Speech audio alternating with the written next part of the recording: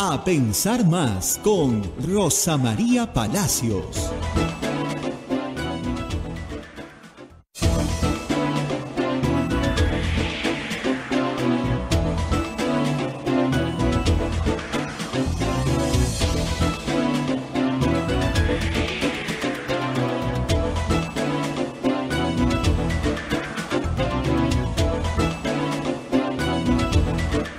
Señoras, señores, muy buenos días. Bienvenidos a Pensar Más con Rosa María Palacios desde Radio Santa Rosa para todo el Perú y el mundo.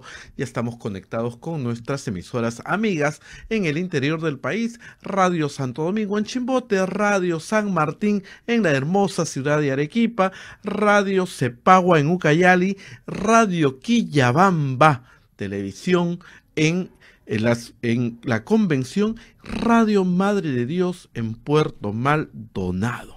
También se unen Radio Huánuco en Huánuco, Radio La Voz de Ayacucho en Ayacucho, Radio Pública en Puno, Radio Moro en Ancash, Radio Cumbre en Huancayo, es la radio del arzobispado, Radio Milenio en Satipo, Radio Estación Solar en Abancay, Radio Oriente en Yurimaguas, Radio Los Ángeles en Cajamarca, Radio San Valentín en Lampa, Radio Activa en Cerro de Pasco, Radio Continental en Huanta y canales de televisión como Onda Digital TV, Fuego TV, Full TV y Quillabamba TV en esta transmisión de A Pensar Más con Rosa María Palacios, así como nuestras plataformas móviles, el Facebook de Radio Santa Rosa, el Facebook de Radio Quillabamba TV y también nuestro canal de YouTube, radiosantarosa.com.pe. Muy bien, además también compartiendo siempre la señal a través de todas las plataformas móviles. Vamos a escuchar y vamos a agradecer a nuestros auspiciadores con Rosa María Palacios. Con la Universidad Católica. La Maestría en Gerencia Social de la Pontificia Universidad Católica del Perú invita a profesionales de diferentes disciplinas a participar del proceso de admisión. Informes en Facebook, @PUCMGS o al teléfono 993-028-464. Urbánica. Diseñamos y construimos viviendas que te conectan con la naturaleza y que generan bienestar para tu hogar. Si deseas conocer nuestros proyectos en Punta Hermosa y Miraflores, o si tienes algún inmueble donde quisieras construir, nos podemos asociar también. Escríbenos al WhatsApp 948-242-747 o al 998-99201. ¿Cansado de perder horas en la gestión de tus procesos contables, administrativos y financieros? Simplifica tus procesos y ahorra tiempo y dinero con ERP Contanet, el sistema 100% peruano que llevará a tu empresa al siguiente nivel. Visita www.contaperuglobal.com o llama al 914-749-057. Y finalmente tenemos a Palestra Editores, que tiene novedades para nosotros. Justamente está presentándose un libro y tengo acá la información completita, si me dan un segundo porque se me acaba de perder, pero acá está. Palestra Editores nos invita a la presentación del libro Justicia Climática, Vulnerabilidad y Protección, del filósofo estadounidense Henry Shue, obra que aborda el estudio de temas ambientales desde una óptica de justicia social y lucha contra la pobreza. La cita es este viernes 26 de mayo, hoy, a las 6:30 p.m. en el Ilustre Colegio de Abogados de Lima, Avenida Santa Cruz, número 255, Miraflores. El ingreso es libre. Y ustedes, por supuesto, pueden también, colaborar con nosotros. Lo único que tienen que hacer es capturar el QR que aparece en la pantalla con su teléfono y hacer una donación a las billeteras electrónicas de Yape o Plin. Pero, si usted no tiene Yape o Plin, nos está viendo desde el exterior, por ejemplo, como muchísimos peruanos que se conectan con este programa, lo puede hacer a través del PayPal, un sistema muy sencillo. Lo único que necesita es su tarjeta de crédito. Muy bien, Abel. Así es, agradecemos a todos los que entran al PayPal y entran con frecuencia. Agradecemos a todos los que van a la billetera electrónica, de verdad. Gracias a ello, Radio Santa Rosa puede mantenerse. Sigan entrando, por favor. Son pequeñas cantidades las que queremos y ojalá que sean constantes. Muy bien. Ustedes saben que Rosa María en este momento está volviendo de México. Ayer terminó la Bienal. Dentro de un momento les vamos a contar un poco de este tema. Pero vamos a hacer un recuento de las principales notas que salieron el día de ayer en los dominicales. Como siempre, el Parlamento Nacional hace noticia. Los mochasueldos siguen haciendo noticia. La congresista Magali Ruiz sigue haciendo noticia porque su ex coordinadora de bancada, ex coordinadora parlamentaria, la señora Cecilia Vázquez, ha denunciado no solamente que le quita el sueldo, sino que ahora la quiere amedrentar, que hay gente extraña que va a su casa a preguntar por ella, o sea, hay un proceso de amedrentamiento, intimidación.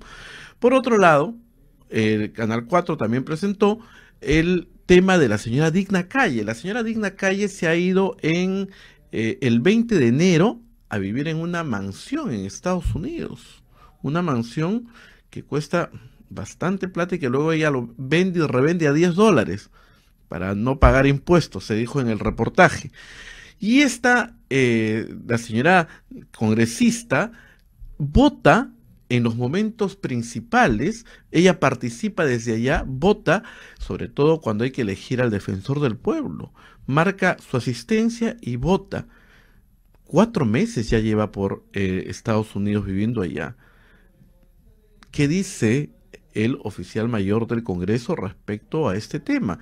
Si una congresista puede vivir fuera del país y estar votando en los principales temas. Ella ha pedido obviamente licencia sin goce de haber, eso sí lo ha hecho, pero de todas maneras está participando en todo lo que es el proceso fundamental en la vida nacional, como es la elección del defensor del pueblo y otras leyes más. También el Poder Ejecutivo ha hecho noticia ayer. Bueno, el señor presidente del Consejo de Ministros ha sido autorizado para viajar junto con la canciller Ana Cecilia Gervasis. Ha viajado a Brasilia del 28 al 31 de mayo para participar en la reunión de presidentes de los países de América del Sur. Entonces, el señor Otárola ha ido a Brasilia con la canciller Gervasi. Y lo que esta mañana nos ha hecho recordar Marcos y Fuentes en su programa La Encerrona, y él sí lo anunció, que se estaba armando una comisión ad honorem, o sea que no se le iba a pagar, pero es muy peculiar esta comisión. Escuche bien quiénes integran esta comisión que va a asesorar en la parte constitucional a la señora presidenta. A ver, el doctor Alberto Borea, que fue abogado de Pedro Pablo Kuczynski en el tema de la vacancia presidencial. El doctor Aníbal Quiroga, que es actual abogado de la fiscal de la Nación, Patricia Benavides. Y hay que decir que la señora fiscal Patricia Benavides está investigando a la señora Dina Boluarte por el caso de los asesinatos. O sea, ahí hay algo no está bien ahí, ¿verdad? Luego está el doctor Óscar Urbiola, que ha sido abogado de la señora Keiko Fujimori en todo el tema del fraude. O sea, para el señor Urbiola también está reconociendo que la señora Dina Boluarte no llegó irregularmente al cargo. También está la señora Elizabeth Sea, que también formó parte del equipo de la señora Fujimori, de la señora Keiko Fujimori. El doctor Ernesto Blume, no necesita mucho comentario, ustedes lo recuerdan al doctor Ernesto Blume, que ha sido tribuno. El doctor José Luis Sardón, que votó siempre constantemente, no le cae la SUNEDU, él estaba en contra de la SUNEDU. Y ahora el doctor Sardón es parte del directorio de la SUNEDU, representando a las universidades privadas. Miren nomás las personas que han sido nombradas como asesores de la señora Dina Boluarte. El doctor Ernesto Álvarez, también el doctor Ernesto Álvarez es decano de la Facultad de Derecho de la Universidad San Martín. El doctor Víctor García y el doctor Álvarez es miembro de la Coordinadora Republicana. ¿Recuerdan ustedes quiénes son la Coordinadora Republicana? Los que asesoraban a Manuel Merino de Lama, el presidente por 5 días. Igual el doctor Víctor García Toma, que ha sido exministro de el señor Alan García y también miembro de la Coordinadora Republicana. El señor Jorge Cáceres Arce y el señor Carlos Hackanson. El señor Carlos Hackanson es uno de los que capacita a los miembros del grupo La Resistencia. Esta información la trajo temprano Marcos y Fuentes y de verdad que nos ha dejado muy, muy pensativos este grupo de gente que ha nombrado la señora Dina Boluarte para que la asesoren. Se podría decir que estos señores son pues los que están en el poder asesorando a la señora Boluarte y hay que recordar quiénes son para saber por qué las actitudes que tienen y cuando salen a declarar a la prensa no dicen a veces el origen, ¿no? Ellos opinan sobre temas constitucionales, hablan sobre todos los temas al detalle, pero no dicen cuál es su procedencia. Y en el nivel judicial también ha habido noticias. Ayer nos enteramos por frecuencia latina que el periodista Mauricio Fernandini se ha acogido a la confesión sincera en este caso que tenían con el ex ministro de Vivienda Jainer Alvarado y ha aceptado sus culpas, ¿no? Ha dicho que ha recibido 60.000 soles, que alquiló su departamento a 10.000 soles mensuales para que ahí se reúna el equipo de Jainer Alvarado, Aratiel Marrufo y la empresaria Sara Goday. Eso está ahí los implicados, la que ha quedado muy mal es la señora Sara Goday, que había dicho que la habían extorsionado, pero por lo que ha dicho el señor Fernandini, parece que no ha sido así. Como ven, es muy nutrido el panorama tanto en el Ejecutivo, en el Legislativo y en el Judicial. Lo que nosotros vamos a ver ahora es la entrevista que Rosa María Palacios le hace al doctor Waldo Mendoza, ex ministro de Economía, ex presidente del Consejo Fiscal en el Perú y profesor de la Universidad Católica en el tema de economía. Él ha sacado un interesantísimo libro que les recomendamos leer que se llama Constitución y Crecimiento del Perú entre 1993 y el año 2021. Temas muy importantes que para todos aquellos que quieren cambiar capítulos económicos de la Constitución se les recomienda sobre todo leer. Escuchemos qué es lo que dijo el doctor Waldo Mendoza con Rosa María Palacios. Adelante. Efectivamente estamos con el doctor Waldo Mendoza. Él ha publicado este pequeño libro que se llama, a ver, ahí lo tenemos. Muy bien. Constitución y Crecimiento Económico, Perú 1993-2021. Para hablar del polémico tema del capítulo económico de la Constitución del 93.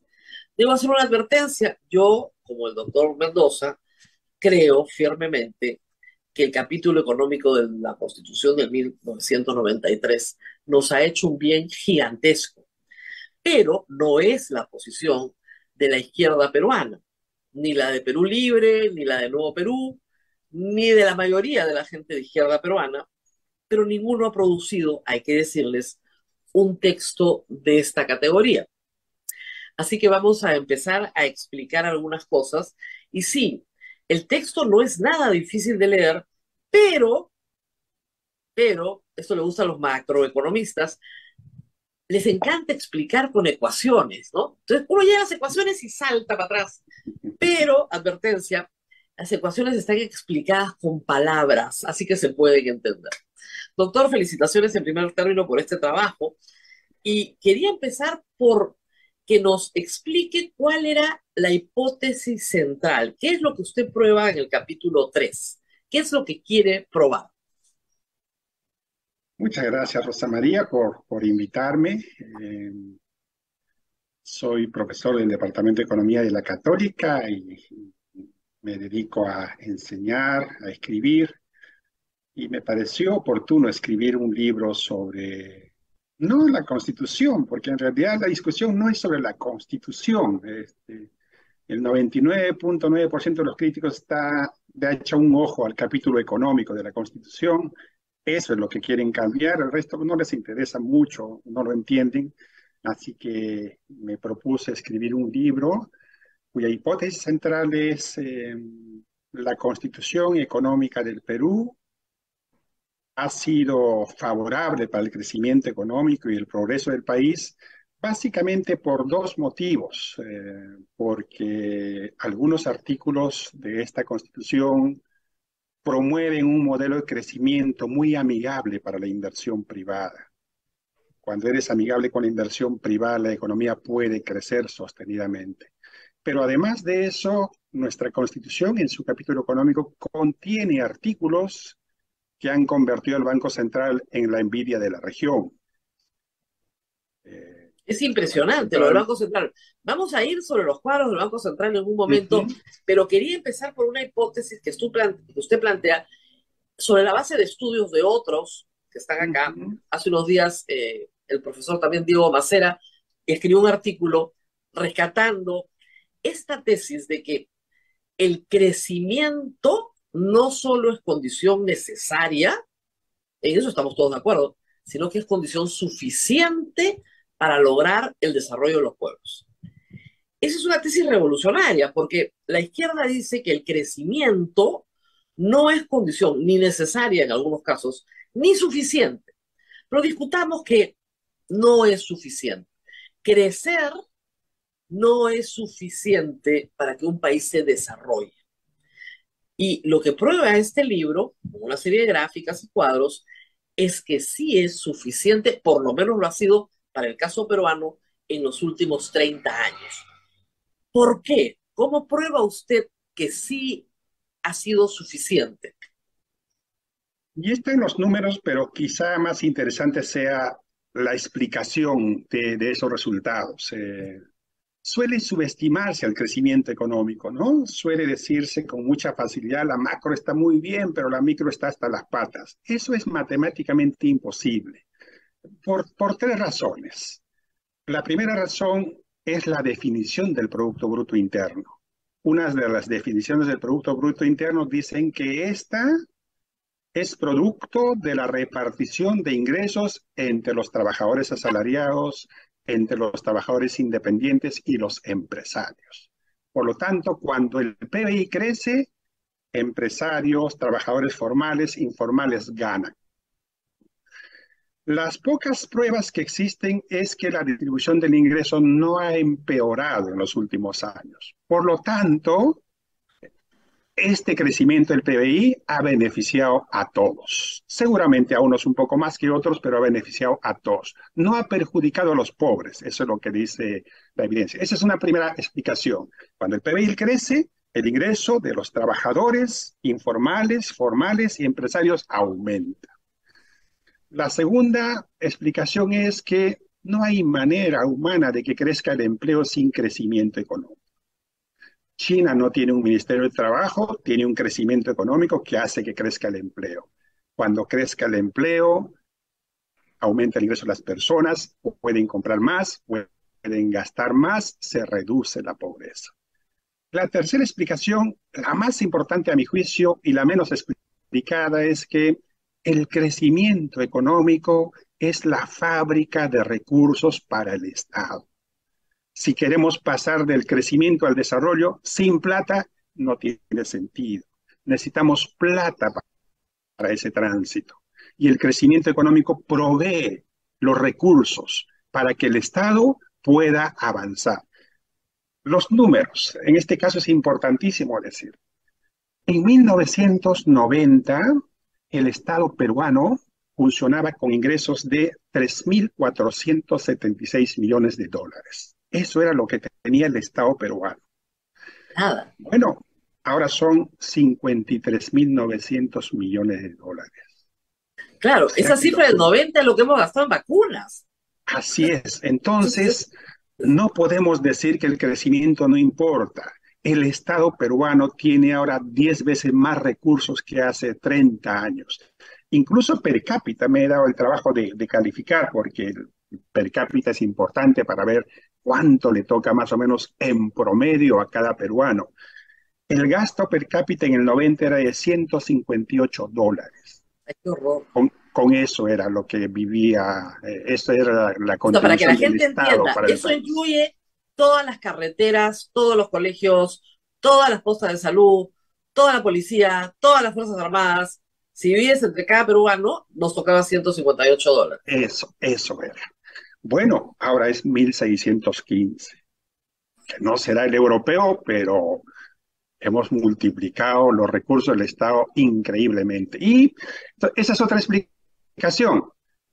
Al subir el Producto Bruto Interno, en parte sube porque hay más empresas, hay más empresarios, están aumentando el tamaño de la empresa, están construyendo nuevas empresas, por lo tanto tienen más utilidades, por lo tanto pagan más impuesto a la renta. Esa empresa contrata más trabajadores, esos trabajadores tienen un ingreso, algunos de ellos contribuyen pagando impuesto a la renta. Y empresarios y trabajadores compran en won, gastan, por lo tanto están pagando IGB o selectivo al consumo. Por lo tanto, el crecimiento de los ingresos del Estado, los tributos, vienen del crecimiento económico. No hay manera que los tributos del Estado crezcan sin crecimiento económico. Así que, ahora, ¿por después de esta qué? explicación, Claro, después de esta esto es, explicación, claro, ¿qué parte de la pobreza no tiene que ver con el crecimiento económico? claro. Porque con el crecimiento económico es que existe el programa Juntos, es que existe Pensión 65, Jaliwarma, el CIS. Entonces yo digo, díganme qué parte del progreso, qué parte de la reducción de pobreza no tiene que ver con el crecimiento. Ahora, le pueden decir, claro, doctor, muy bien, 30 años de crecimiento económico, que es lo que hemos tenido, sobre todo desde el 2001, ¿no? El país no ha parado de crecer, salvo en la pandemia, luego rebota, bueno, todas las distorsiones del caso, pero el país no para de crecer. ¿Qué cosa de mágico tiene esta constitución, pues, doctor, que sea tan buena? ¿Por qué?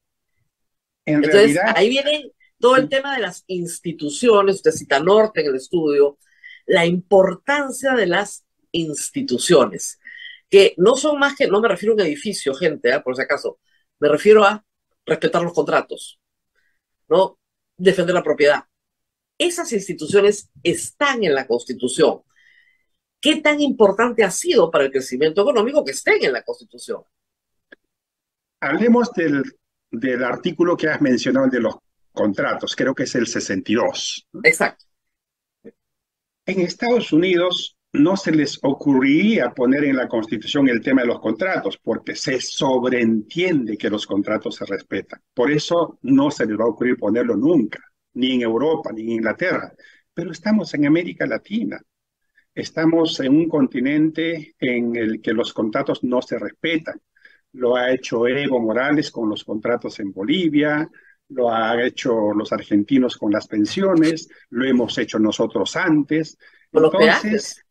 claro que sí. Entonces, los contratos es como lo que hizo Ulises, ¿no? Cuando le advirtieron que iba a pasar por una playa donde las sirenas lo iban a encantar con unas canciones, lo que hizo fue pedirle a sus colaboradores que lo amarren a un mástil y que le tapen los oídos. Entonces, es una manera de amarrarse a algo para no cometer pecados o fechorías. Entonces, ¿qué significa eso? Significa, por ejemplo, que si yo tengo un edificio y tengo unos departamentos que alquilar, yo me pongo de acuerdo con los inquilinos, $1,000 al mes. Bueno, ese contrato no lo pueden cambiar con ley. Para que entienda la gente, porque esto es bien importante, yo conozco a los que redactaron parte de la Constitución, lo que tenían en mente era justamente eso, porque en el gobierno de Alan García del 85 al 90 y antes, el Estado se metía en el alquiler y te decía, tú no puedes cobrar más de tanto, a partir de mañana. Y tú decías, ¿pero por qué? Porque tú eres rico, tienes un inmueble. No, señor, yo he hecho una inversión para obtener una renta para poder vivir. Ah, no, tú no. Entonces, el Estado se metía supuestamente a balancear. Lo único que fue, la consecuencia fue destruir el mercado inmobiliario de arrendamiento. A fines de los 90 nadie te arrendaba nada en el Perú, pues no había cómo cobrarlo después. Entonces, esa es la razón por la cual Pacta Sunt Servanda, que siempre le digo a la gente izquierda, es romano, o sea, no es parte de la Constitución del 93, lo inventaron los romanos, ¿ya? Y como dice usted, en Europa y en Estados Unidos a nadie lo pondría en la Constitución porque a nadie se le ocurre violar tu palabra, que es lo único que tienes. Pacta sunt servanda es eso. Pero en América Latina, los estados, y a veces también los particulares, violan su palabra. Entonces, esa es la razón por la cual está en la Constitución.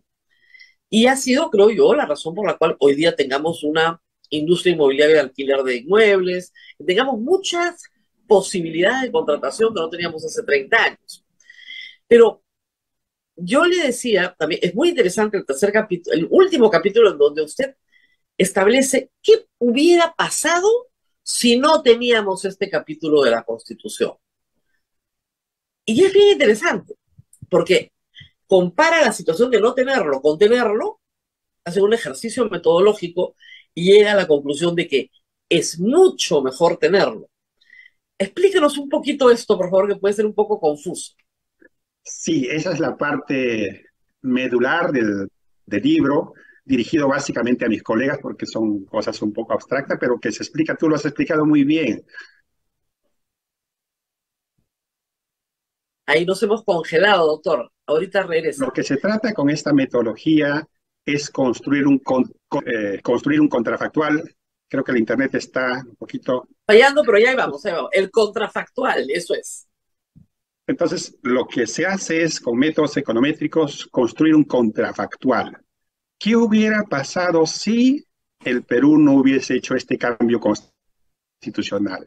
Entonces, se fabrica una especie de Perú sintético. El Perú que hubiera sido si no hubiera habido cambio constitucional.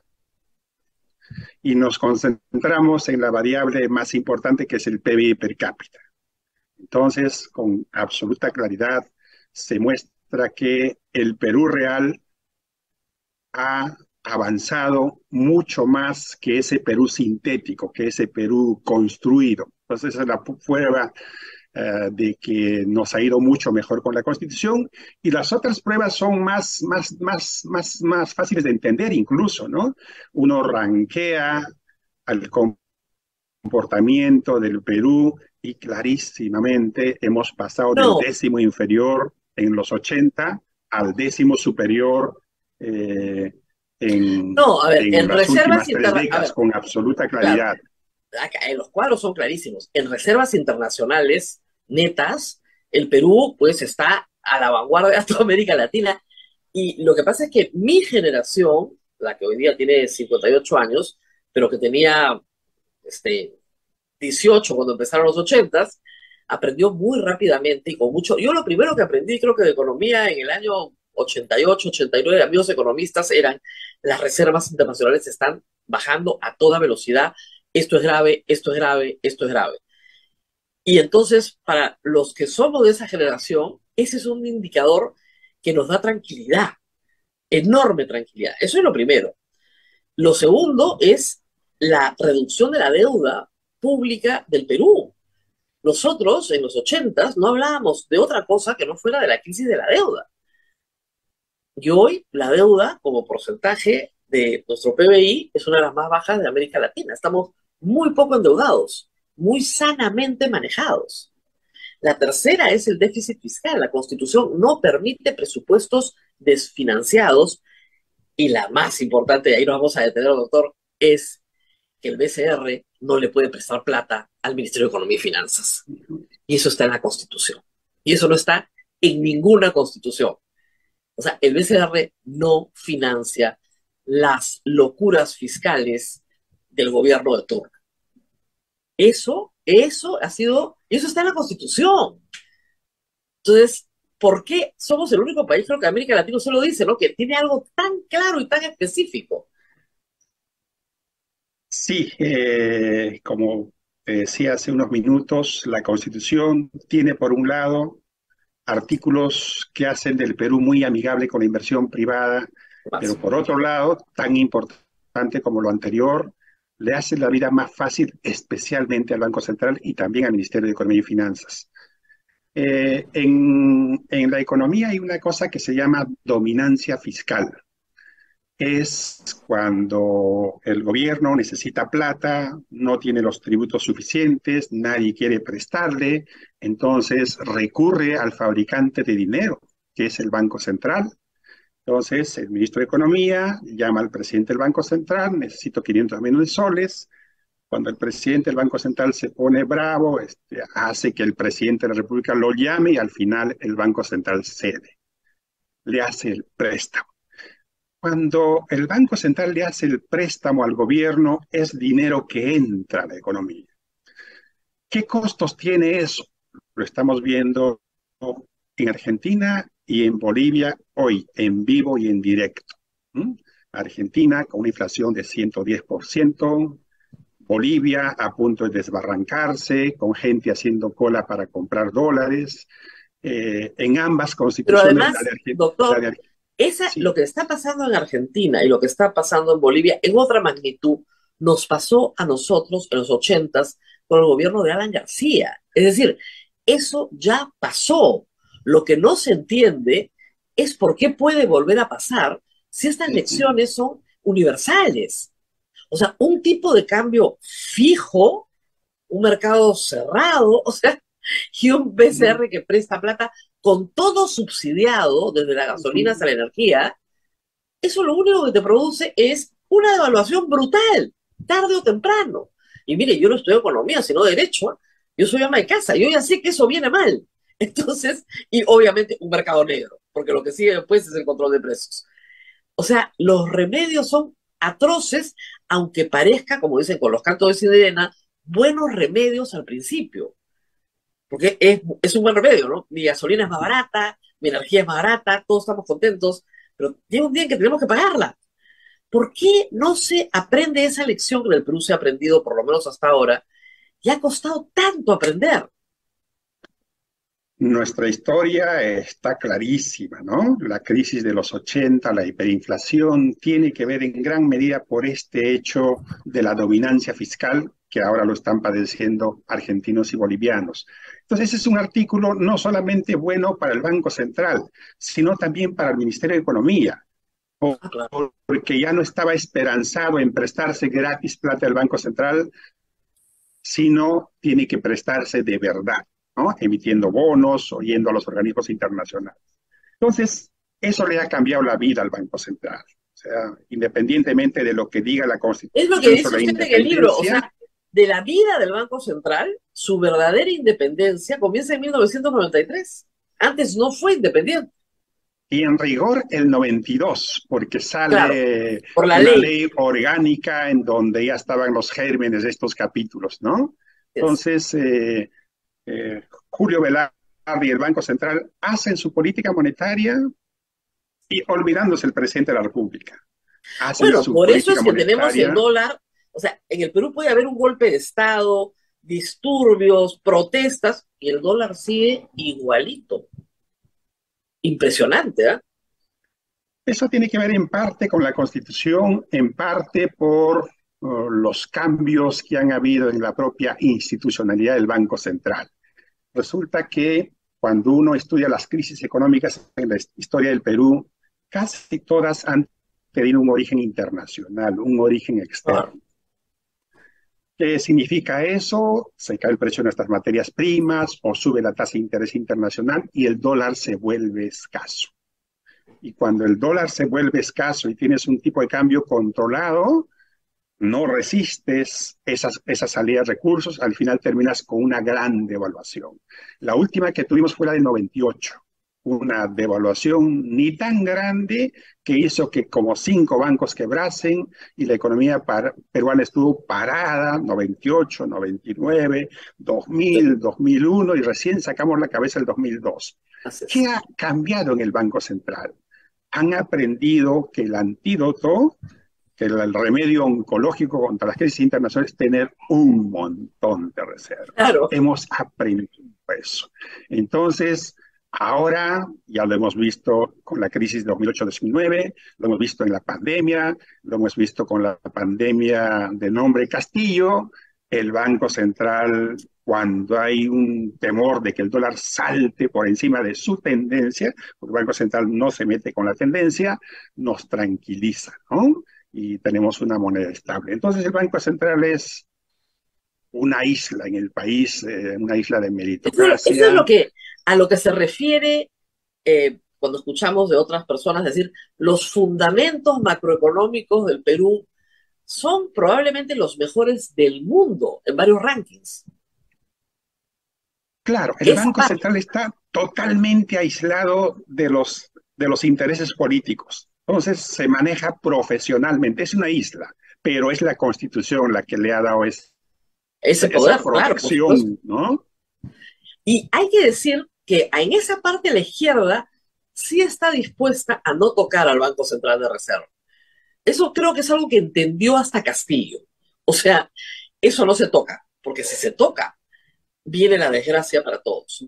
Ahora, usted también dice en el libro que en la parte inicial de la Constitución, en el listado de derechos, hay una serie de derechos económicos y sociales, el derecho al trabajo, el derecho a la educación, el derecho a la salud, y luego el capítulo económico de la Constitución que garantiza ese ejercicio.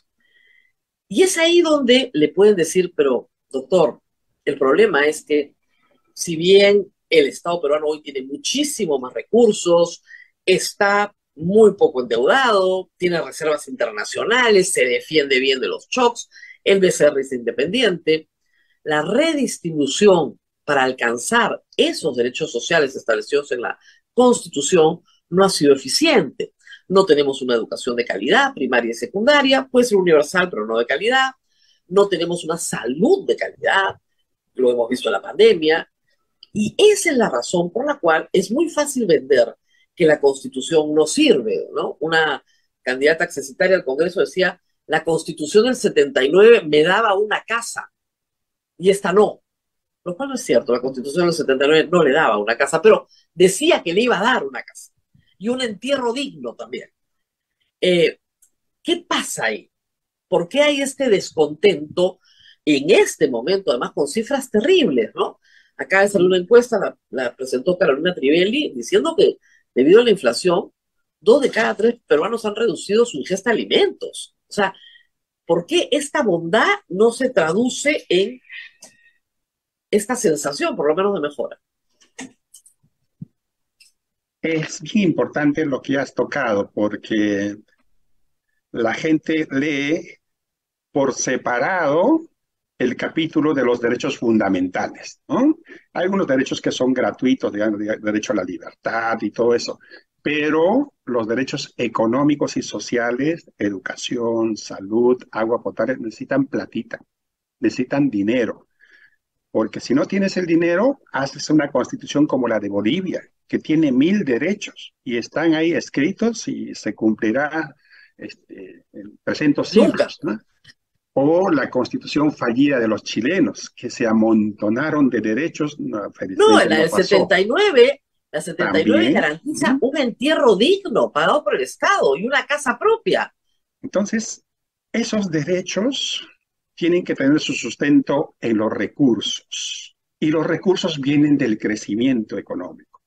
Entonces, por eso yo cuando discuto con mis colegas que quieren cambiar la constitución, les digo, tu propuesta va a hacer que crezcamos más y por lo tanto vamos a tener más recursos y por lo tanto vamos a satisfacer mejor los derechos fundamentales. Entonces, No. mal que bien, nosotros tenemos un financiamiento asegurado por los programas sociales básicos y sumándolos ya son relativamente importantes y pueden seguir subiendo en la medida que tengamos recursos. Entonces, hay que atar siempre los derechos fundamentales a la platita. No por poner más derechos vamos a estar mejor.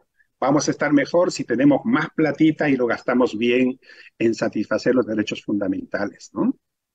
O sea, como decíamos, el crecimiento es condición necesaria para el desarrollo. Si no hay crecimiento, no hay nada que repartir. Sí, yo diría que el crecimiento solo explica el 99.9% de lo que necesitamos, ¿no? Ok, es Hay un que tener montón. más recursos, gastarlo mejor y todo eso, pero sin recursos todo lo que conversamos sería teórico. Muy bien. Ahora, ¿cuáles son los factores que afectan el crecimiento? La Constitución establece, como decía, el derecho a la propiedad, la estabilidad de los contratos y un mercado abierto, esta economía social de mercado, que es un concepto que usted define en el libro con la definición oficial, que me parece muy claro, porque lo que dicen es, hay intervenciones del Estado de tipo social, pero en un contexto de libre mercado, ¿no? Entonces es un libre mercado con intervenciones sociales. Eso es lo que es la economía social de mercado. Entonces, ¿qué requisitos tenemos para que esto funcione? Usted menciona muchas veces, somos un país pequeño que necesita un mercado grande. Por eso nos tenemos que abrir al mundo, porque si no, no tenemos a quién vender. Todo el tiempo lo repite en el libro, ayer lo buscamos una y una vez. País pequeño necesita mercado grande. Entonces, así como esa norma, ¿qué otras hay que son absolutamente necesarias para estimular el crecimiento? Lo que tú has mencionado es quizá el factor más importante. Si estuviésemos cerrados, tendríamos que vendernos entre nosotros y por lo tanto el mercado sería pues de 33 millones de personas, ¿no? Pero cuando nos abrimos, el mercado se hace para un país pequeño infinito. No hubiéramos podido tener la palta colocándose en los mercados internacionales en una economía cerrada. En una economía cerrada lo que suele pasar es que el gobierno apoya un producto X, se produce un montón de ese producto X y los precios se caen. Y los productores dicen, no quiero este experimento. La economía abierta permite que puedas producir todo lo que quieras, puedes colocarlo casi todo lo que quieras sin que los precios sean afectados. Entonces es un requisito. China, hace 25 años eran 1.000 millones de chinitos, pero eran 1.000 millones de chinos en extrema pobreza, o sea que no era un mercado, a pesar que eran 1.000 millones de chinos. Y ellos dijeron, vamos a venderle a los que tienen plata. Se abrieron y ahí está China. Entonces, la apertura al comercio internacional es un elemento importantísimo. Claro, pero la apertura implica un ida y vuelta, ¿no? Y claro, los proteccionistas mercantilistas, las tesis de CEPAL en las 70, la idea de la autarquía, era justamente que no intercambies, porque así tú protegías a tu industria, ¿no es cierto? Con altos aranceles, no entraba nada y tenías una industria nacional sólida. Eso sí, efectivamente murió en los 80, pero es bueno explicar por qué no es una buena idea de nuevo, porque de nuevo lo vuelves a escuchar. y eso es para las exportaciones. Y con las importaciones, nosotros del total de las importaciones, casi el 80% son de insumos y bienes de capital. O Claro, sea que potencian el crecimiento. Incluso el progreso técnico viene con las importaciones. Eso está probado en el mundo, ¿no? Entonces, claro, importamos abriéndote al para mundo, producir. te olvidas del tamaño del mercado. Ya no es un límite. Ya te pones a producir porque vas a colocar, ¿no? Palestra Editores, bajo la dirección del reconocido profesor penalista Jesús María Silva Sánchez, la Universidad Pompeu Fabra de Barcelona presenta a Palestra International Center for Legal Study, presenta el curso Internacional Actividad Empresarial y Derecho Penal del 10 al 21 de julio en el campus de la Universidad Pompeu Fabra de Barcelona. Acceda a las últimas vacantes llamando al teléfono 9948202148 o ingrese a nuestra página institutopalestra.com. Seguimos escuchando al doctor Waldo Mendoza en esta interesante análisis de su libro Constitución y el desarrollo económico que hemos tenido en los últimos 30 años. Adelante, por favor. La otra gran tesis de los detractores de la Constitución del 93 es que la empresa pública es mejor que la empresa privada.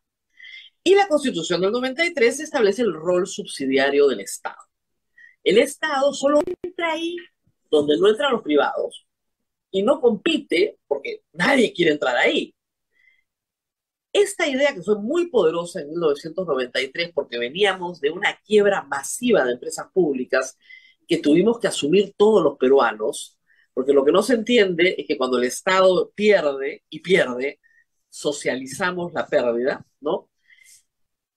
Ha vuelto a estar en algunas encuestas, incluso se le pregunta a la gente, ¿usted prefiere empresas públicas o privadas? Y hasta la mitad de la gente puede decir, no, nos gustan las empresas públicas. Y es parte del plan de gobierno del partido que ganó las elecciones.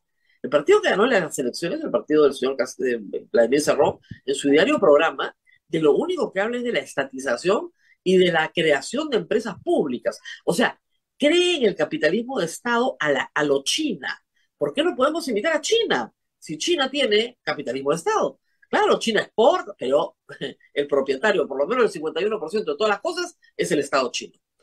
¿Qué se le responde a eso respecto de nuestra situación? El libro lo escribí también pensando en personas como Vladimir Cerrón, Verónica Mendoza y en general los que quieren hacer una constituyente. Me encantaría que lo lean. Y está probado que el libro está para ser leído sin necesidad de ser Sí, economista y tener los de verdad, conocimientos. mi consejo es, te saltas las ecuaciones y lees las palabras y Sí, entiendes todo. Y he probado que se les- entiende, ¿eh? Por lo menos voy pasando el examen. Entonces, el tema de las empresas públicas hay que abordarlo en parte viendo nuestra historia, en parte viendo a la vecindad y en parte viendo a Petroperú. Eh, Entonces, está probado que a fines de los 80 terminamos con una quiebra de empresas públicas, teníamos como 250 empresas todas deficitarias.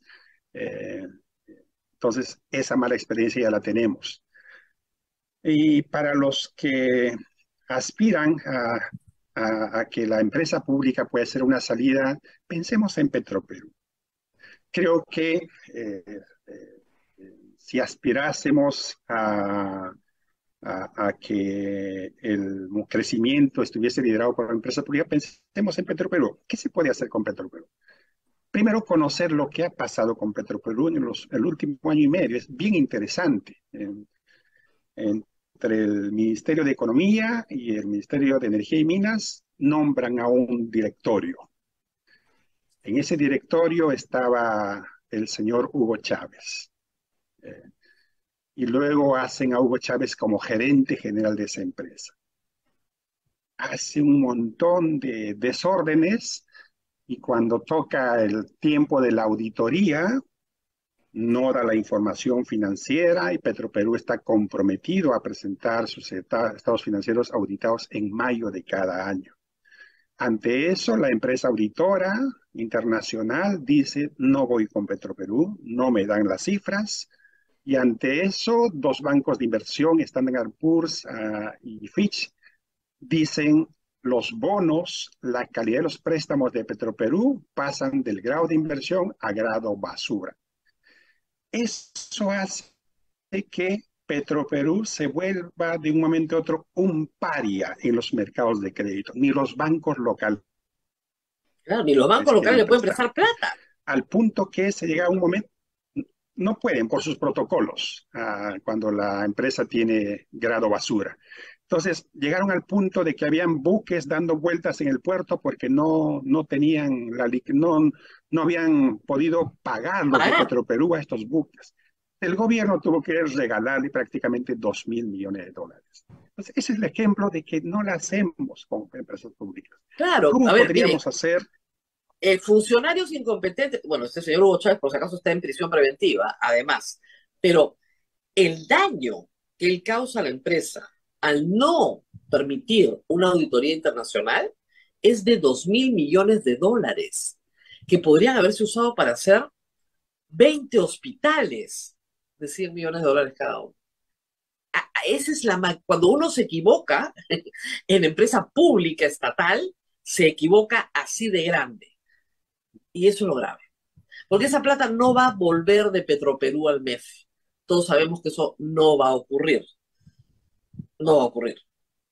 Por lo tanto, son 2.000 millones de dólares para salvar una situación para que no nos quedemos sin combustible en las ciudades del Perú. Entonces, como usted dice, esa sería por sí sola una lección sencilla de lo que pasa cuando se manejan las empresas públicas desde el poder político, porque se politizan y se convierten en un reparto de puestos de trabajo. Y las que tenemos, por ejemplo, el otro caso es el caso del agua. El caso del agua, Sedapal funciona más o menos bien, con muchos problemas, pero más o menos bien. Pero las EPS a nivel nacional es una situación terrible. Y ahí son monopólicas y entran subsidiariamente porque el sector privado no quiere invertir ahí. Y así podemos seguir mencionando ejemplos, pero del otro lado te dicen no, porque esa riqueza, en lugar de que se la lleve un empresario y lucre, esa riqueza pasa íntegramente al Estado peruano. No, esto no lo estás viendo desde ese lado. En el caso del privado, el 30% de impuesto a la renta se lo lleva el Estado. Entonces, el Estado es el socio perpetuo, se lleva su 30%. Pero en el otro caso, se lleva el 100%. ¿Por qué no funciona así? Las empresas públicas que funcionan más o menos bien en América Latina tienen dos características. Una, miran al mercado y para eso tienen una parte de sus acciones vendidas al sector privado. Es decir, hay accionistas privados vigilando la empresa. No importa que sean 10%, 15%, pero esos accionistas ponen un director que no hubieran dejado pasar a Hugo Chávez de ninguna manera. Nunca. Claro. Eso por un lado. No hubieran dejado pasar de ningún, porque era cuestión de googlear. No era muy complicado saber el perfil de este personaje. Y la otra característica es miembros del directorio, puro PhDs, gente muy calificada. Entonces, en la práctica funcionan como una empresa privada, ¿no? Entonces, podemos hacer ese experimento con Petroperú. ¿Por qué no arrancamos con Petroperú? ¿Por qué no lo modernizamos? ¿Por qué Petroperú no se atreve a cotizar en bolsa? Porque ahí le van a decir, Petroperú, tú vales tanto.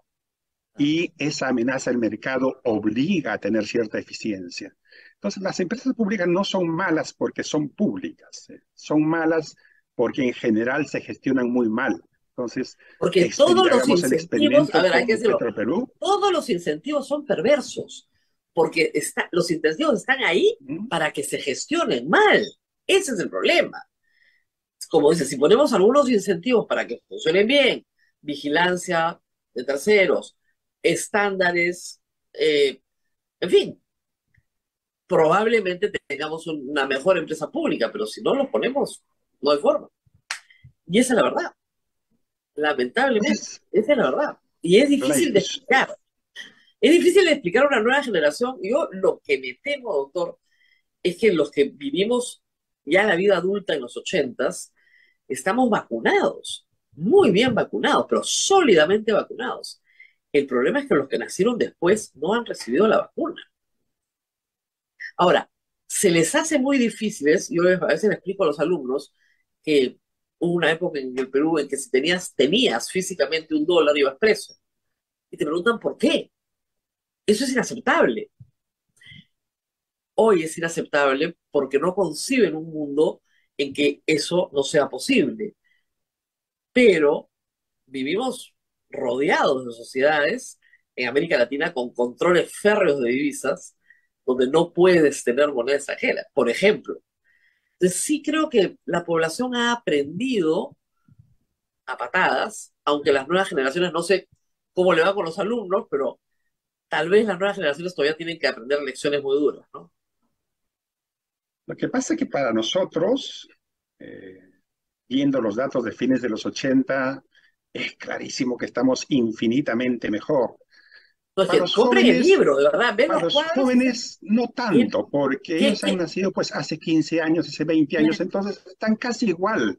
Todos los años inflación 2%, 3%, no les parece una novedad tener una inflación que es la inflación semanal de otros países, ¿no? Entonces, ese es un tema.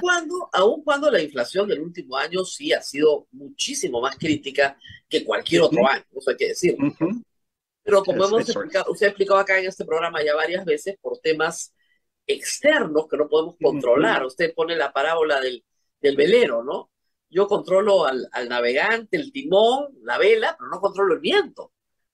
Y si yo no controlo el viento ni la marea, o sea, tengo que aprender a vivir con el viento, que es lo más Y difícil para navegar. hemos, y hemos aprendido a vivir con el viento. En los malos tiempos, en el 2008, 2009, por ejemplo, o en el primer semestre del presidente Castillo, hay un temor, hay una salida de dólares y la escasez de dólares propicia una elevación en el tipo de cambio. En el caso de Castillo, propició una elevación del tipo de cambio porque salieron 16.000 millones de dólares de capitales.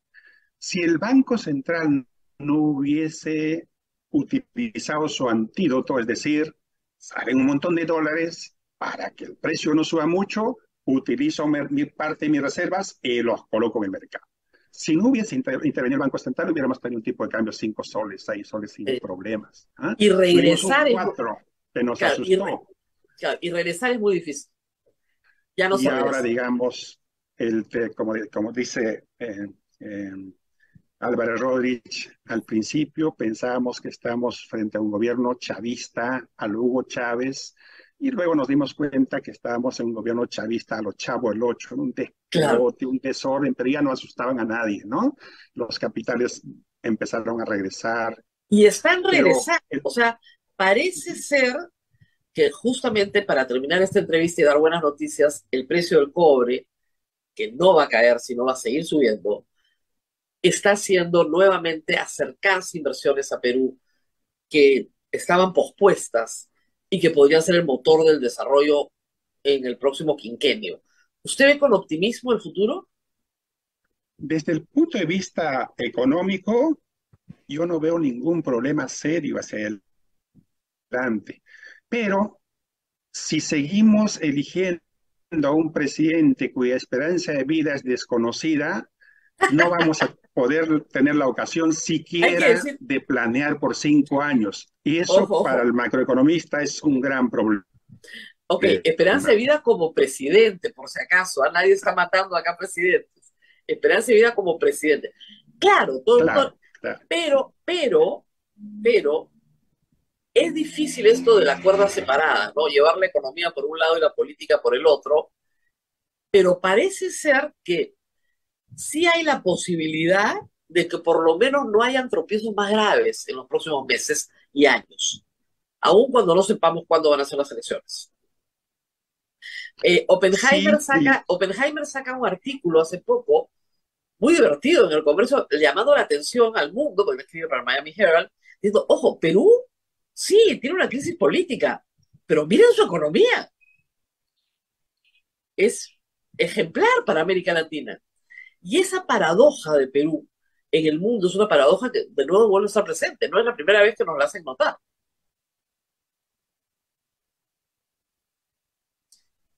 de la Constitución. Claro, el tema al final es que tenemos una buena constitución, eso no hay que olvidarlo. Muy bien, muchísimas gracias a el doctor Waldo Mendoza, profesor de la Universidad Católica y además ex ministro, ex presidente del Consejo Económico, del Consejo Fiscal, y lo vamos a invitar en un tiempo para hablar de SUNEDU, porque el doctor Waldo Mendoza fue miembro del directorio de SUNEDU. Y miren ustedes, este es el nivel, ¿ya? Para que comparen con lo que hay ahora y después no me digan nada. Muy bien, muchísimas gracias por haber estado con nosotros y a los que quieran comprar, este libro es del Fondo Editorial de la Universidad Católica y la verdad es que es una lectura, a pesar de las dificultades macroeconómicas, que cualquiera puede leer. La verdad que les va a parecer muy sencillo y se explica muy bien el beneficio de tener el capítulo económico de la Constitución vigente. Bien, el nombre del libro es Constitución y Crecimiento Económico Perú 1993-2021. Repito, el nombre del libro es Constitución y Crecimiento Económico Perú 1993-2021 del Fondo Editorial de la Pontificia Universidad Católica del Perú. Es bueno acercarnos a esta lectura. Y como les comenté, Rosa María, están preguntando algunos, está ya de retorno a Lima, hoy día llega, debe estar en pleno vuelo. Ayer ha estado en la Bienal, ahí ustedes pueden ver en las fotos, ha estado moderando algunas mesas de la Bienal, de la quinta Bienal Mario Vargas Llosa, que ya tiene un ganador. El ganador de la quinta Bienal es el escritor mexicano David Toscana.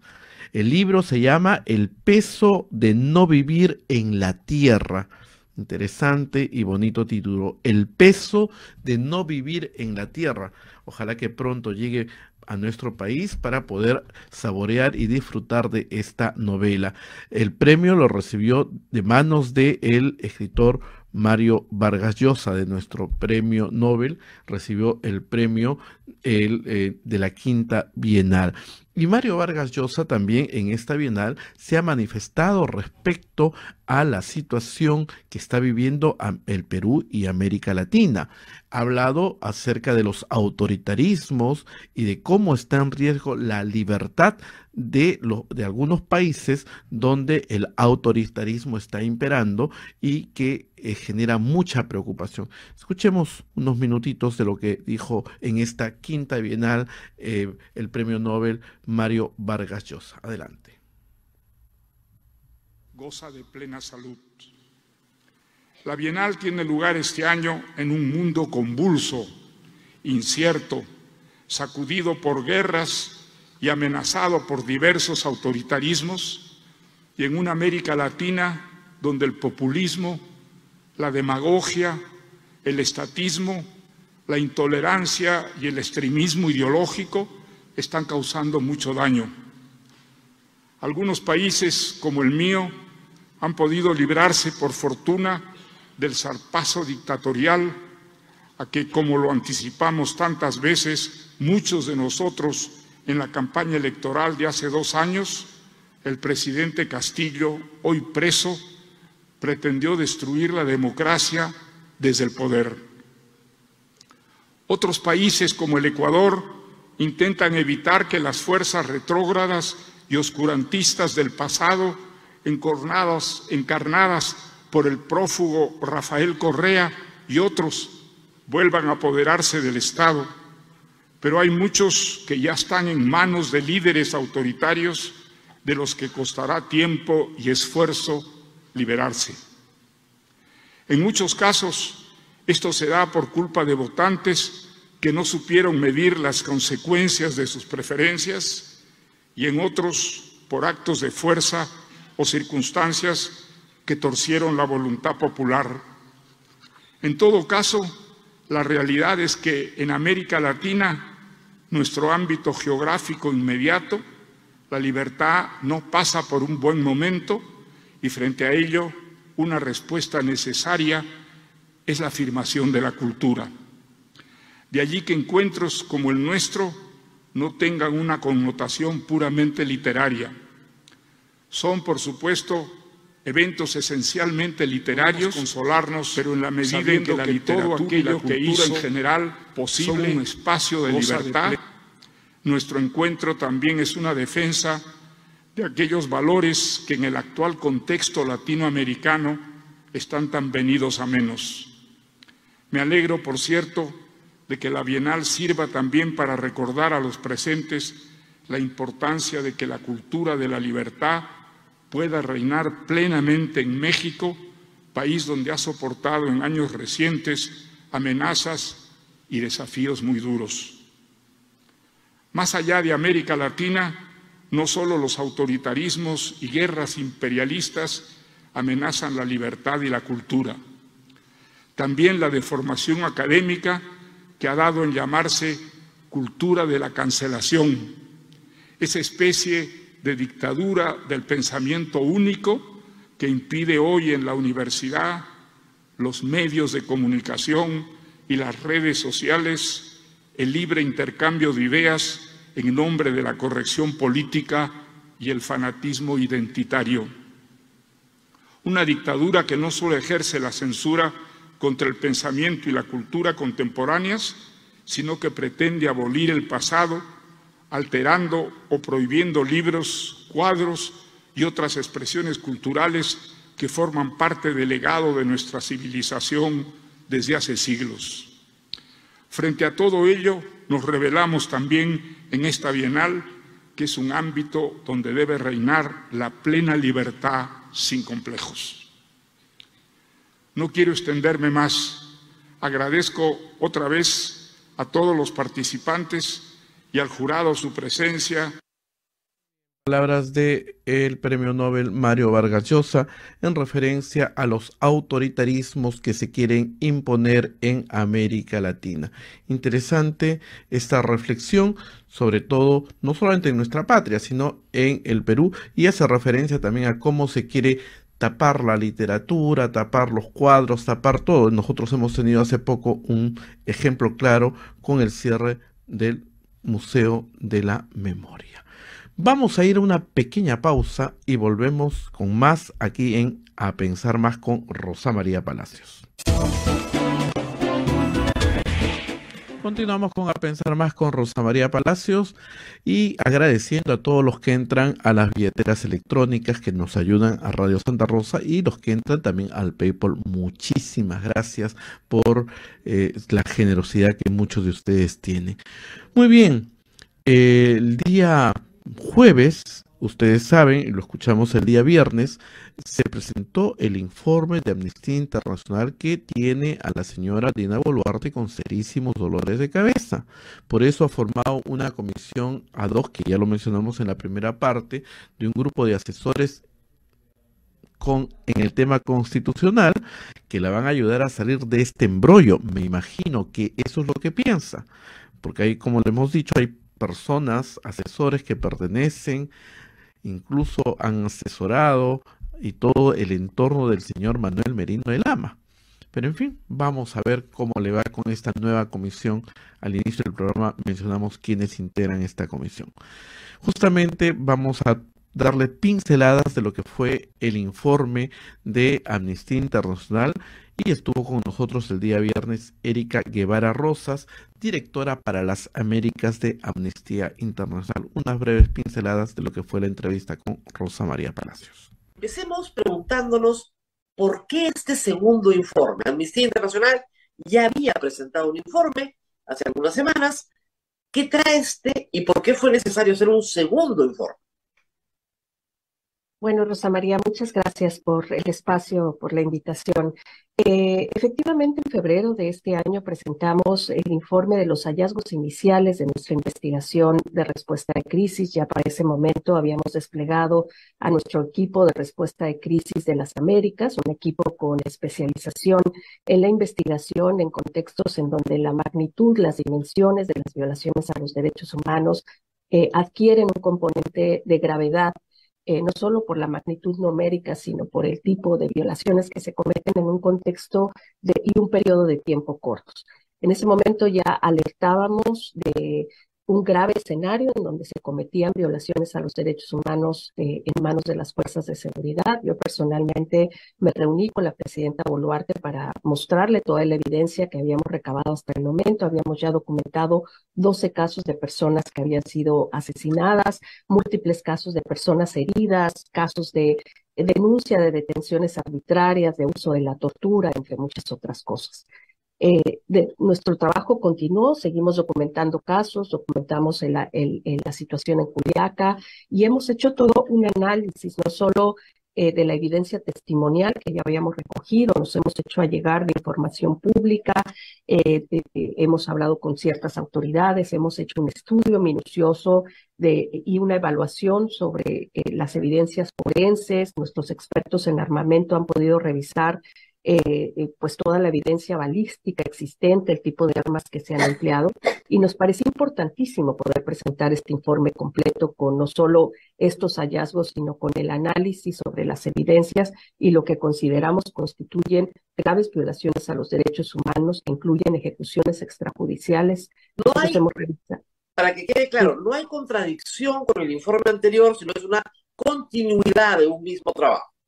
Efectivamente, no hay contradicción. Lo que hay es que desafortunadamente, con todo el análisis de las evidencias, con todo lo que hemos podido investigar con las semanas subsecuentes a febrero, pues estamos en una situación de mucho mayor gravedad de lo que habíamos imaginado, Rosa María. El informe, ya desde el título, pone al racismo como un eje central de la ejecución de personas por su condición de ascendencia indígena, pobreza, marginalidad. ¿Por qué decidieron esto que irrita tanto a Dina Boluarte? Pues yo soy una mujer andina, ¿cómo van a decir que yo soy racista? Esta es mi gente. ¿Por qué decidieron poner como eje el tema del racismo en este informe? Rosa María, nuestro informe Racismo Letal, Ejecuciones Extrajudiciales y Uso Ilegítimo de la Fuerza por parte de los Cuerpos de Seguridad en Perú, precisamente pone en evidencia este sesgo racista en la represión violenta. Nosotros hicimos un análisis tanto del contexto histórico de la represión de protestas, un análisis estadístico de los contextos en los que las poblaciones en estas regiones habitan, índices de pobreza, marginalización, representación geográfica y demográfica. Y lo que encontramos es muy claro. Rosa María, en estas comunidades se utilizó la fuerza letal. Se hizo un despliegue de fuerzas militares y policiales que utilizaron armas de guerra, fusiles de alto alcance, fusiles Galil, AKM, pistolas, para repeler las protestas en estas comunidades con una intención clara de castigo, en donde se cometieron ejecuciones extrajudiciales, sobre todo de jóvenes. En el caso de Andahuaylas, documentamos 6 casos de jóvenes de entre 20 y 15 años, estamos hablando de niños de 15 años, que ni siquiera participaban en las protestas, simplemente iban por curiosidad, ¿no? A ver lo que sucedía, y que fueron asesinados en ejecuciones extrajudiciales, que significa que hubo una intención de matar. En los casos que nosotros revisamos de la evidencia forense y balística, era claro que quienes dispararon tenían una posición física, geográfica privilegiada para saber a dónde disparaban. Y la mayor parte de estas víctimas recibieron disparos en la zona torácica y la cabeza, lo que indica que hubo una intencionalidad de matar. Ustedes han podido documentar fehacientemente 25 casos con necropsias, no porque sean todos, sino porque además han tenido un problema de acceso a la información. Hay algunos casos en los cuales no han habido las necropsias correspondientes, y esto también es bien revelador de la poca calidad de la investigación local, de la cual se jacta el Estado peruano. Dice, pues, nuestras autoridades son independientes, hacen una excelente investigación. Bueno, ustedes solamente han podido documentar los casos de 25 civiles asesinados, esa es la verdad, en las protestas. ¿Cuáles han sido las dificultades para encontrar la información que falta? Sí, así es, Rosa María. Nosotros solo documentamos 25 casos de las 49 personas que han muerto en el contexto de protestas, de represión violenta, porque sabemos que hay 11 personas que murieron en el contexto de los bloqueos, temas que también tienen que ser investigados por la Fiscalía. Nosotros en los hallazgos de nuestra investigación nos queda claro que las investigaciones han carecido de la rigurosidad necesaria en un contexto de masivas violaciones a los derechos humanos. Hemos hablado con la fiscal nacional, le hemos presentado nuestro informe, le hemos presentado las evidencias que hemos encontrado también en términos de los retrasos en las investigaciones. Cuando nuestro equipo se desplegó a Andahuaylas en febrero de este año, aún no llegaba la fiscalía. Inclusive ellos pudieron observar, nuestro equipo pudo observar cómo todavía había evidencias en las calles que la propia comunidad protegía precisamente para que las investigaciones se pudieran los hacer. Casquillos de bala, los agujeros en las paredes, todo eso estaba protegido por la población, porque la fiscalía no llegaba. Lo mínimo que hace la policía y la fiscalía, una policía científica, no forense, es levantar toda la evidencia. Pero eso estaba ahí, en febrero. A semanas que había pasado los hechos, ¿no? Eso te habla de la falta del cuidado, de la custodia de la evidencia, pero por otro lado, lo que tú decías, en muchos de los casos no se han practicado las necropsias de ley, o ni siquiera se han informado a los familiares de las víctimas sobre estas necropsias. la policía y los militares no han entregado toda la evidencia balística. Nosotros, a través de los mecanismos de acceso a la información, hemos solicitado múltiple información que aún no se nos ha hecho llegar. Se nos ha hecho llegar alguna información sobre, por ejemplo, el tipo de armamento que fue desplegado, pero no hay un registro del armamento que fue empleado, el número de balas que se utilizaron, etcétera, que en un contexto operativo, sobre todo en un estado de emergencia, es lo que con rigurosidad las fuerzas de seguridad tienen que registrar. ¿Ustedes han podido establecer nombres de los que por lo menos en el nivel superior ordenan todas estas operaciones? Esos nombres existen. No han sido ni siquiera citados, pero ¿han podido establecer los nombres de los responsables de los operativos?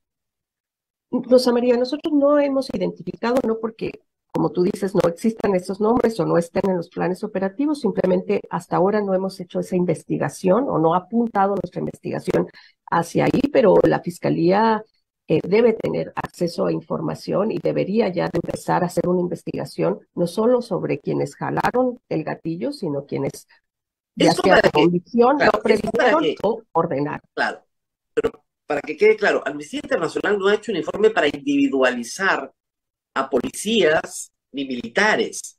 Ha hecho un informe desde la perspectiva de las víctimas. O sea, esta persona murió. ¿Cómo murió?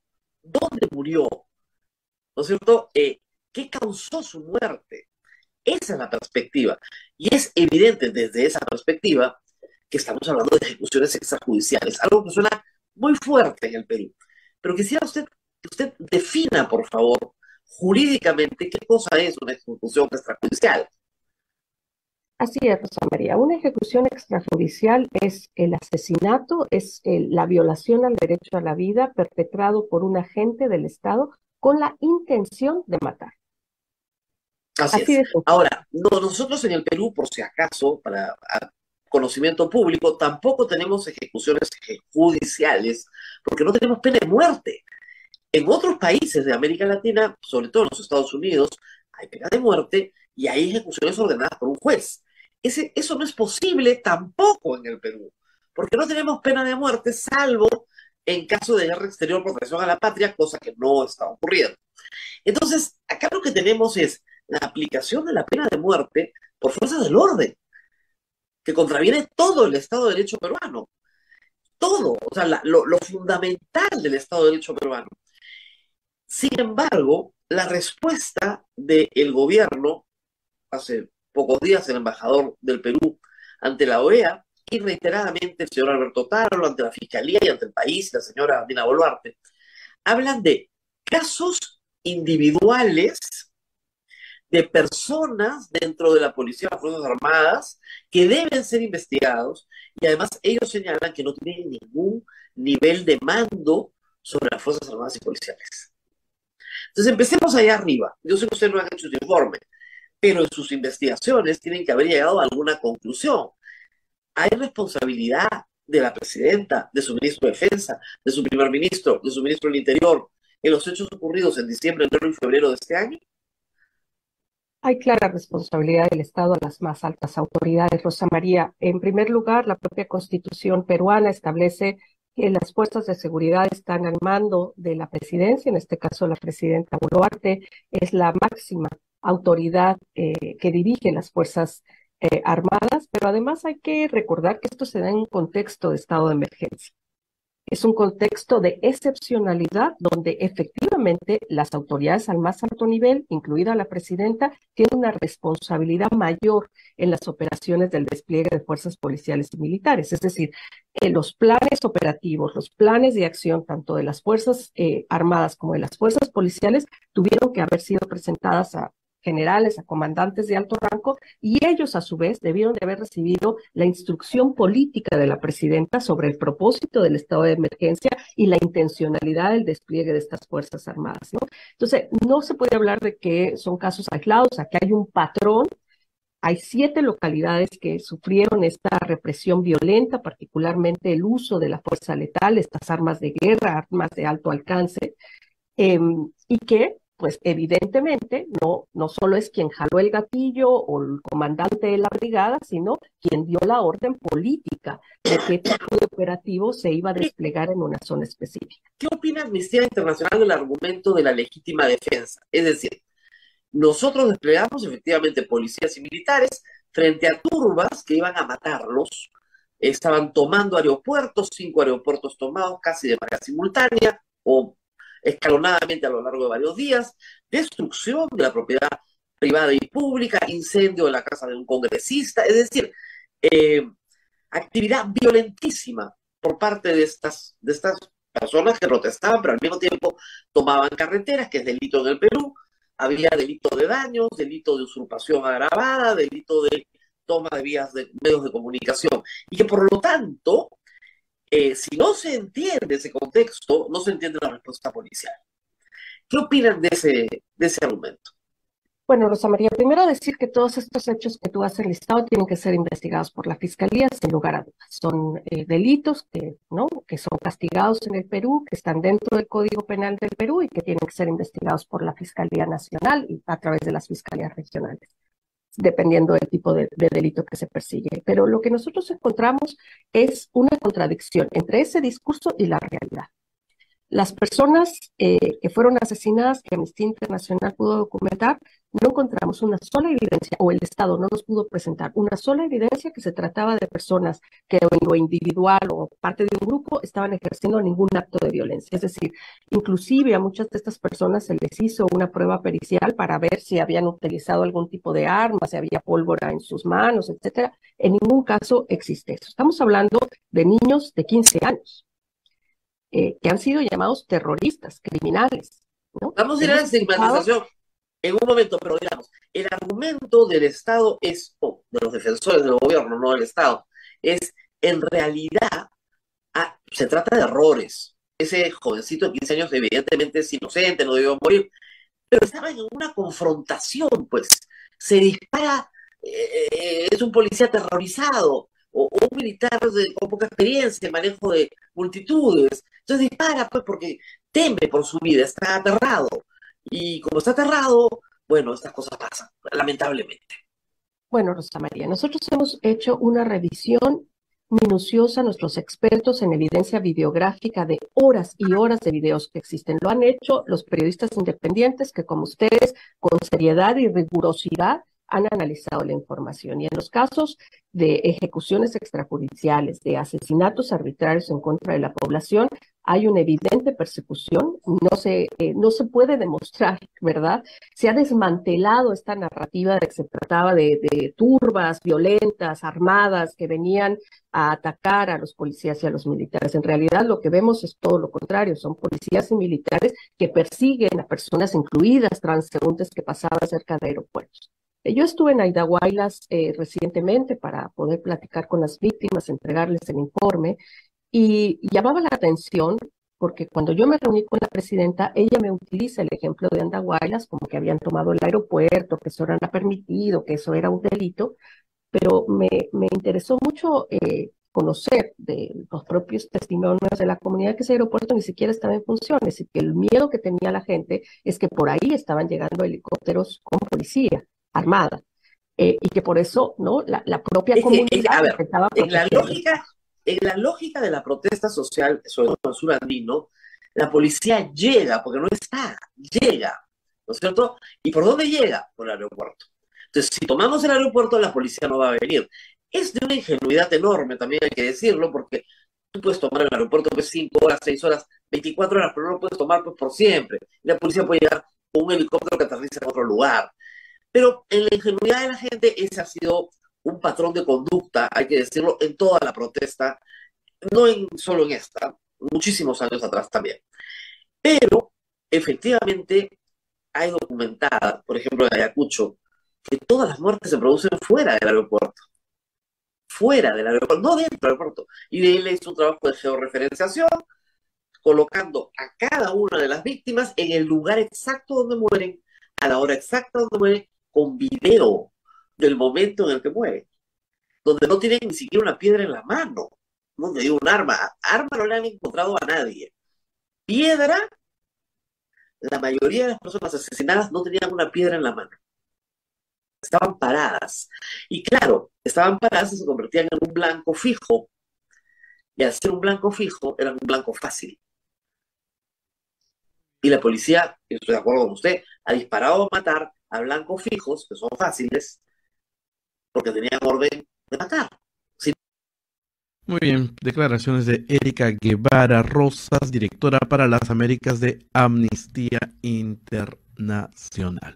Muy bien, Rosa María ya está de retorno el día de hoy. Mañana sí está en vivo y en directo con ustedes con un tema muy importante y esperamos la audiencia mañana muy temprano, 8 de la mañana. A todos ustedes les agradecemos por su generosidad y nos reencontramos mañana a las 8 de la mañana. Que ustedes tengan un feliz inicio de semana. Permiso. Hasta aquí, A Pensar Más con Rosa María Palacios.